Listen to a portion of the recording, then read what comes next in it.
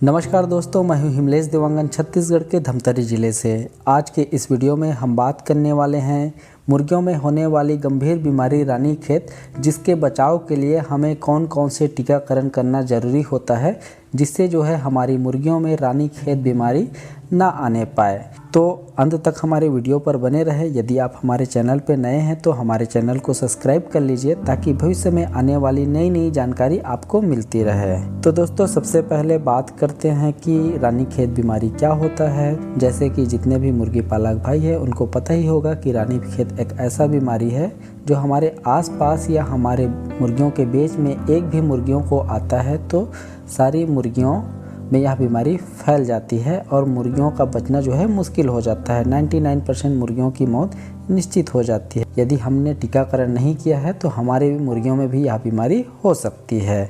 तो आज के इस वीडियो में हम इसी रानीखेत बीमारी से बचने के लिए हमें कौन कौन से टीके लगाने पड़ते हैं, इस पर बात करेंगे। तो सबसे पहले बात करते हैं कि मुर्गियों को कौन कौन से टीका लगाया जाता है रानीखेत बीमारी से बचने के लिए और कौन सी उम्र में लगाया जाता है। जब मुर्गी का उम्र 7 दिन का होता है तो मुर्गियों को रानीखेत बीमारी से बचाने के लिए लसोटा F1 स्ट्रेंथ लगाया जाता है।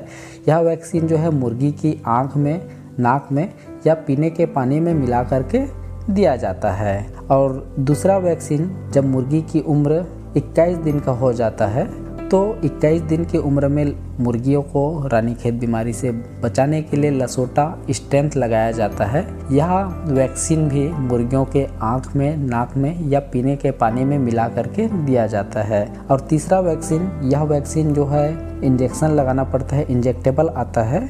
जब मुर्गी की उम्र 50 दिन से 55 दिन के बीच में हो जाता है तो इस समय मुर्गियों को रानीखेत बीमारी से बचाने के लिए जब मुर्गी का उम्र 50 दिन से 55 दिन के बीच में हो जाता है तो मुर्गी को रानीखेत बीमारी से बचाने के लिए R2B इंजेक्शन लगाया जाता है। यह इंजेक्शन मुर्गी की लेफ्ट पर में मांस में लगाया जाता है। प्रत्येक मुर्गियों को 0.5 ml लगाया जाता है। यदि आप यह तीनों टीकाकरण कर लेते हैं तो आप अपनी मुर्गियों को रानीखेत बीमारी से बचा सकते हैं। और वैक्सीन लगाने से पहले या लगाने के बाद कौन कौन सी सावधानी रखनी पड़ती है, यह भी हम इस वीडियो में बात करने वाले हैं। उससे पहले हम बात करना चाहेंगे, यह हमारी नस्ल के चूजे हैं जिसका उम्र 7 दिन हो चुका है। हम ये 7वां दिन में मुर्गी को लसोटा का F1 स्ट्रेंथ लगाने वाले हैं। जैसा कि आप देख पा रहे हैं, यह लसोटा वैक्सीन हम करने वाले हैं। यह लसोटा वैक्सीन का स्टाइल वाटर साथ में दिया हुआ है और ये हमारा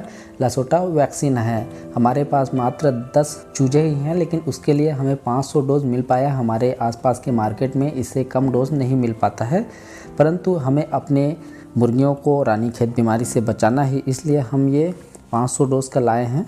मात्र 10 मुर्गियों में इस्तेमाल करेंगे और इसे हम कहीं दूर जा कर के गड्ढे में पार देंगे या फेंक देंगे।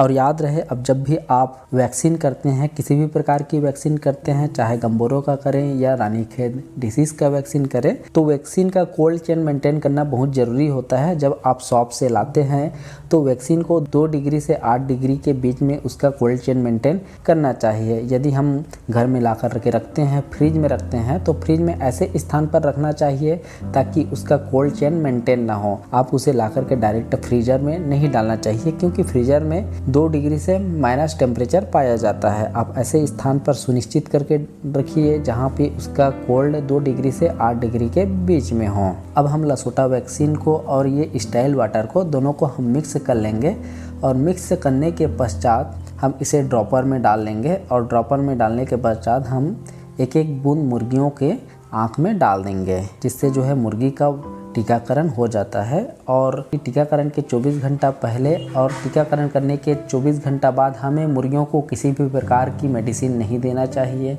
इस प्रकार से आप बारी बारी से आप अपनी चूजे को वैक्सीन कर सकते हैं, जिससे आपकी चूजे पूरी तरह से वैक्सीन हो जाएगा और रानीखेत बीमारी से आपकी चूजे पूरी तरह से सुरक्षित हो जाएगा। तो दोस्तों, इस प्रकार की मुर्गी पालन से संबंधित जानकारी, मेडिसिन से संबंधित जानकारी, वैक्सीन से संबंधित जानकारी पाने के लिए आप हमारे चैनल को सब्सक्राइब कर सकते हैं, ताकि भविष्य में आने वाली नई जानकारी आपको मिलती रहेगी।